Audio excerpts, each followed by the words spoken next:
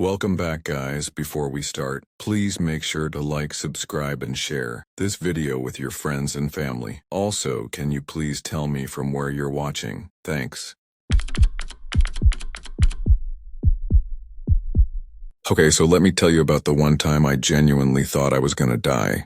Or worse. I don't say that lightly either. I'm not one of those people who jumps at every bump in the night. In fact, everyone always jokes that I have a broken fear sensor. Horror movies? Love them. Creepy podcasts? That's my jam. I even fall asleep listening to true crime. But this thing that happened to me? It still makes my skin crawl just thinking about it. I'm 20 now, but this happened back in 2021 when I was 17. And no matter how much I try to brush it off, the memory won't go away. Back then, I lived in this super small village called Hollowstone. I mean tiny. Like maybe 150 people lived there. It was one of those places with more cows than humans, surrounded by farmland and dense woods. There wasn't even a gas station.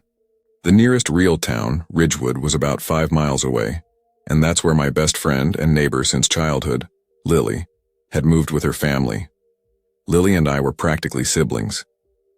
We'd been inseparable since we were toddlers, and we still saw each other all the time even after she moved. We had a whole routine down. She'd come visit me on weekends and I'd visit her during the week when I could. There were 2 ways to get from Hollowstone to Ridgewood. One was the main road that wound around the woods, boring and long, about a 35-minute walk. The other was a shortcut that went straight through the forest.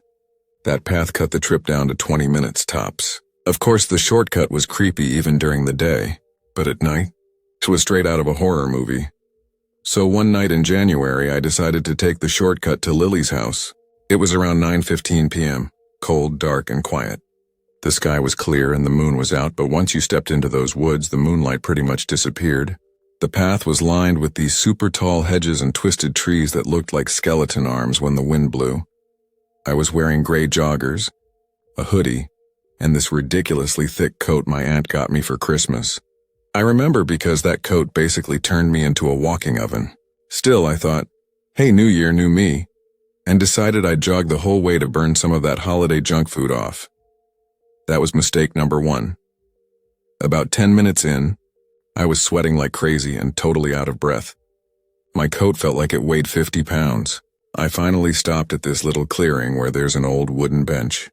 It's the only real spot on the path where you can sit and rest.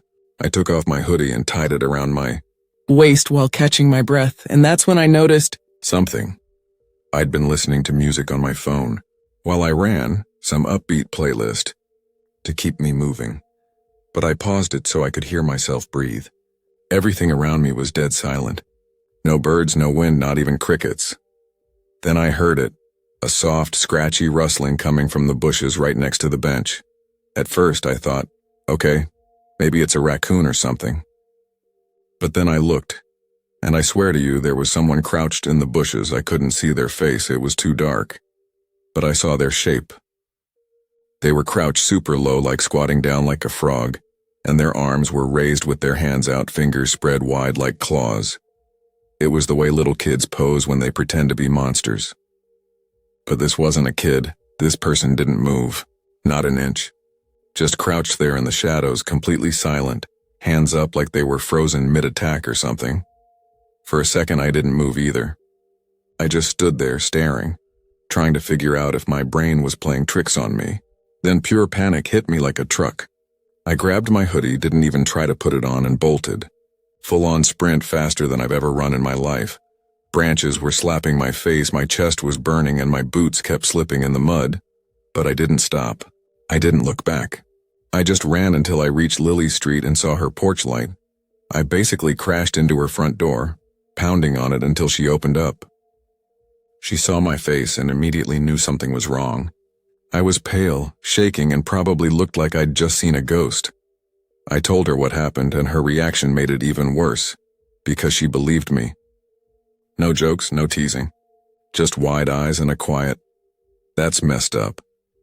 She offered to walk me home later, but I didn't want her going back through those woods alone. That didn't sit right with me. So we made a plan. She'd walk with me to the edge of Ridgewood near the entrance to the forest, and then we'd stay on the phone the whole time I walked home. We left her place a little after 10. The streets were completely empty. Not a single soul out. It was one of those nights where everything feels still. Too still. Even the houses looked asleep. No lights on, no sounds, just dark windows staring out like eyes. The park at the edge of town was our checkpoint.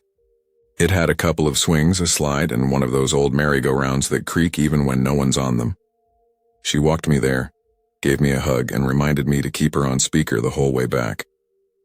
As I started walking down the forest path again, the same dread hit me, that heavy, crawling feeling like something's watching you. I kept looking over my shoulder every few steps. Then it happened again. I turned around and saw someone behind me, walking. Not running. Not hiding. Just slowly walking in my direction on the same path. My first thought was, is that Lily? Did she change her mind? So I asked her on the phone, hey, are you following me? She goes, no, I'm already back at my house. Why? I said, did you see anyone come down the path after I left? No, she said.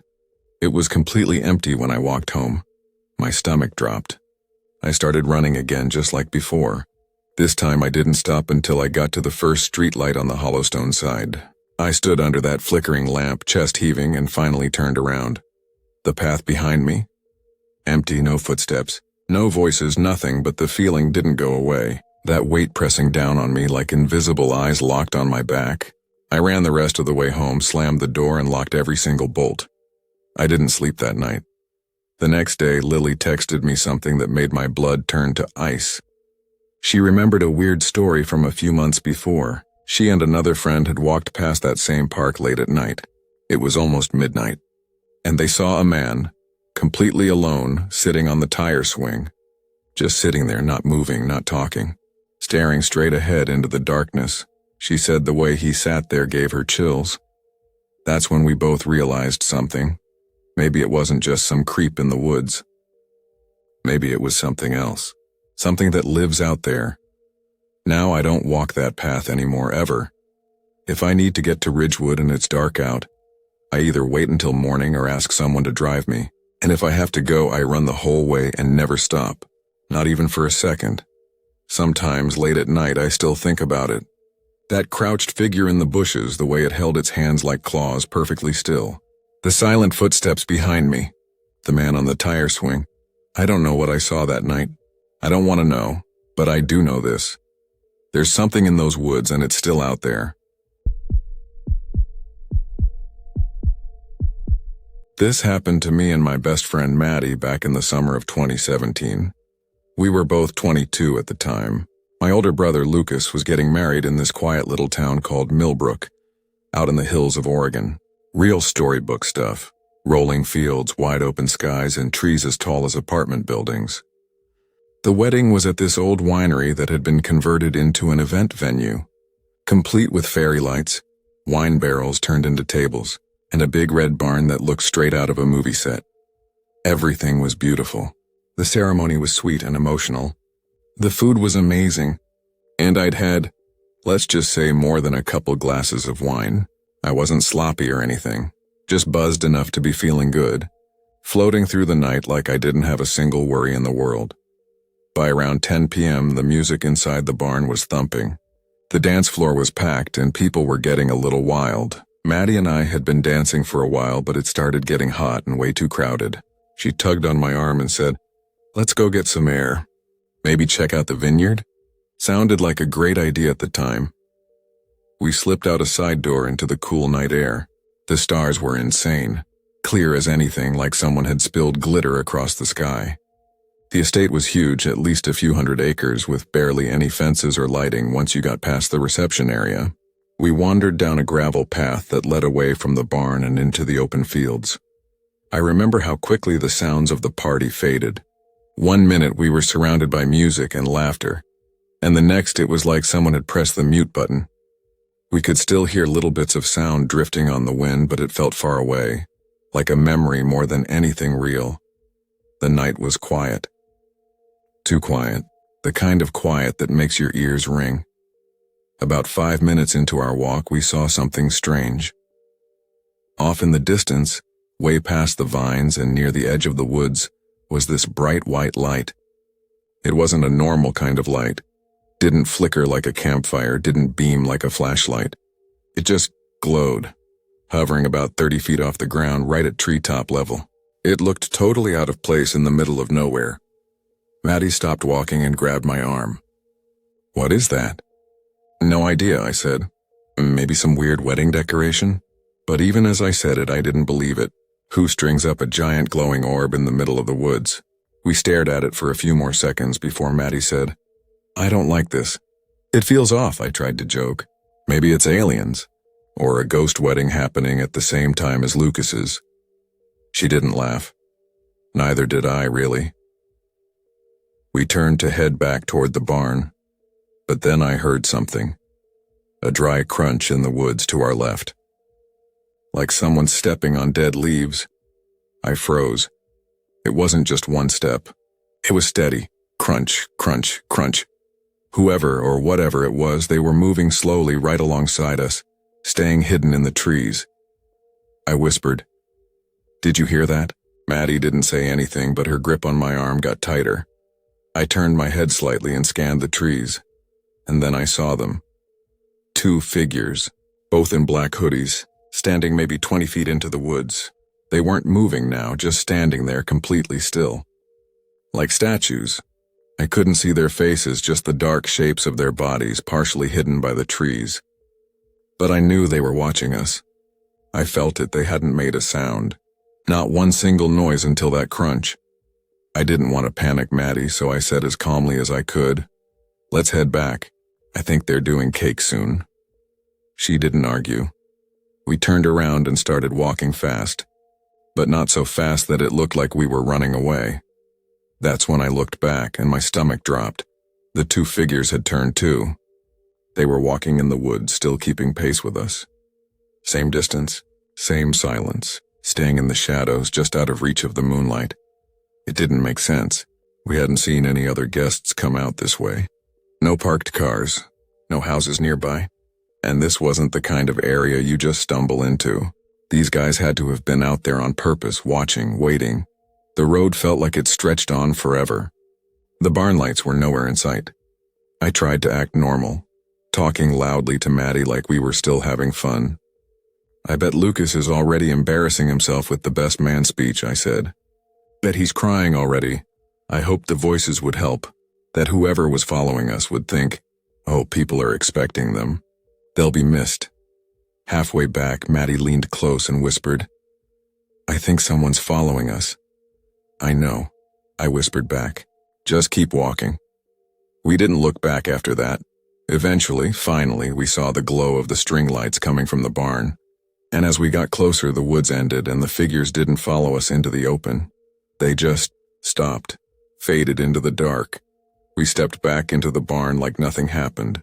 Music blasting, people dancing, drinks clinking. It felt like walking back into another world. But we didn't talk about it. Not right away. We just stood near the edge of the crowd, staring at each other, trying to shake off whatever we'd just escaped from. Even now, years later, I can't explain it. I don't know who those people were or why they were out there. I don't know what that light was or what would have happened if we'd kept walking toward it. And honestly, I don't want to know. But sometimes when it's late and I'm alone, I think about how quiet it was that night, how they never said a word, how we only noticed them because of one misplaced step, how easy it would have been to keep walking, just a little farther, and how no one would have ever known where we went. Okay, so this happened just last night, and honestly, I can't stop thinking about it. It's not the kind of thing you just shake off and forget. It was around 12:45 a.m. I was staying over at my cousin Maya's place in Ridgefield. She had to work late, and I'd promised to watch her dog Rusty, a big, goofy golden retriever who acts like a tough guy but is really a scaredy cat. Anyway, around that time, Rusty started pacing by the door, whining softly. I figured he needed to go out. Now let me just say, I know it's dumb to walk around outside alone that late, especially in a place you don't know super well. But it's a gated complex and Rusty's big, so I told myself it would be fine. Famous last words, right? Maya lives in this weird cluster of apartment buildings that form a square around a central grassy area. There's a few benches, Some small trees and dim little street lamps that barely light up the paths. It always feels a little too quiet out there. Like the kind of quiet where you know someone could be watching, and you wouldn't even hear them breathing. Still, I stepped out with Rusty, my hoodie up, leash in hand, phone in my pocket, just trying to be quick. Usually Maya says she sees other people out walking their dogs around that time. But last night, not a soul, not a single light in any window. No cars, no people, just me and Rusty. So we headed toward the far end of the courtyard, where there's a patch of grass behind Building C. It's a little more secluded back there, with these creepy willow trees that droop low over the path. Rusty starts doing his thing, sniffing, circling, sniffing again, because apparently finding the perfect pee spot is an Olympic event for him. I was just standing there, arms crossed, kind of zoning out. That's when I noticed something weird. There was this guy standing near one of the side buildings. I didn't hear him walk up, he was just suddenly there. He was standing on the path to my left near a big utility box. Not close, but not far either. Just close enough that I could see him clearly under one of those flickering lights. He was wearing a black hoodie and dark jeans, just kind of pacing. But not in a normal way. He'd take 2 steps forward, then stop. Look behind him, then take 1 step back, then stand still again. He kept doing it, like he was waiting for something. Or someone. At first I thought maybe he had a dog off leash or something. That would have made sense. But I didn't see or hear anything else. No leash, no tags jingling, no rustling in the bushes. Just him, pacing, checking over his shoulder, and every so often, staring right at Rusty and me. I felt a little uneasy, but I told myself I was overthinking it. People hang out late all the time, right? Then just as Rusty finally picked a spot and crouched down, a security guard walked by. This older guy, probably in his 60s, with a bright yellow vest and a flashlight. He gave me a polite nod and kept walking along the path that loops around Building B. And here's the weird part. The second that guard came into view, the pacing guy just left. Like, immediately. He turned and walked off fast, disappearing between 2 buildings. No hesitation, no looking back. I remember standing there, staring after him, thinking, okay, that was kind of strange. But again, no crime happened. Nothing really happened at all. Just a guy acting a little weird. Maybe he was high. Maybe he was nervous. Who knows? Rusty finished up and I figured that was the end of it. We started heading back, walking around the loop toward Maya's unit, which faces the parking lot. But right before we rounded the corner near the laundry room, I saw him again. Same guy. Only this time he was across the street, standing half hidden behind one of the thick concrete columns that hold up the carport. And he was staring straight at me. Not casually. Not like someone who just happened to glance in my direction. He was locked on, eyes wide, not blinking, not moving, just watching. I stopped in my tracks. Rusty started growling.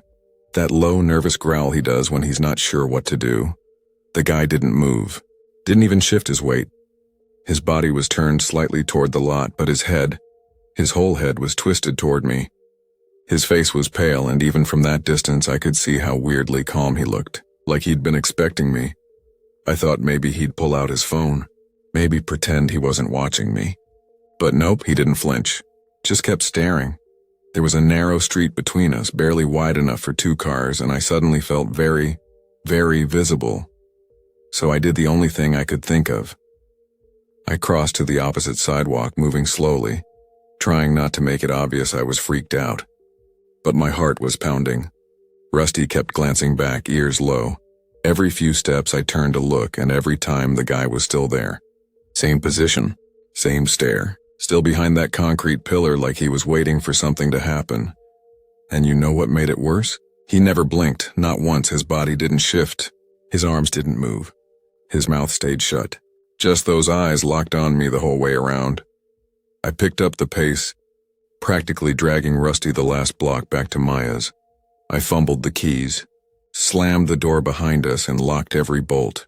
When I peeked out the window a minute later, the guy was gone, and now sitting here writing this, I still don't know what to think. He didn't say anything, didn't approach, But there was something wrong about him. Something cold, mechanical. Like he wasn't really there for me, but for something else. Like I'd interrupted something I wasn't supposed to see. And here's the worst part. I don't know if he was even real. Rusty barked like crazy when we got inside. But when I looked back at the security camera feed from Maya's doorbell camera, it didn't show anyone walking by. Just me and Rusty, no black hoodie, no guy behind the pillar, nothing. I keep asking myself, what if he wasn't a person at all?